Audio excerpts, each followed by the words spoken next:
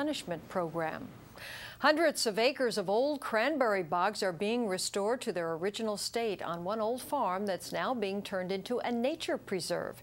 It's the largest freshwater wetlands restoration project on the East Coast.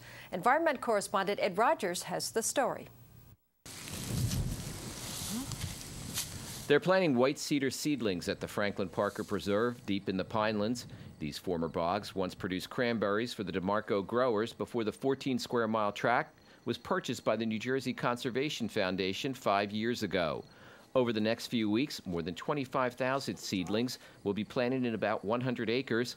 The goal? To turn the land back into a cedar forest and swamp like this. Next year, they'll mostly grow root mass, and then in the years after that, they'll grow a half a foot to a foot a year. And, 100 years from now, they could be 80, 100 feet high.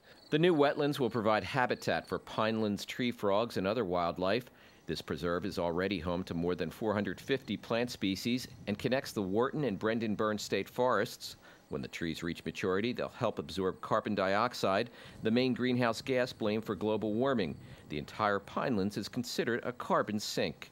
Part of the work here includes removing the dams and levees that were part of the cranberry operation in order to improve the flow of water into the swamps. What we really want is for the water to kind of come through here the way it would come through a braided stream.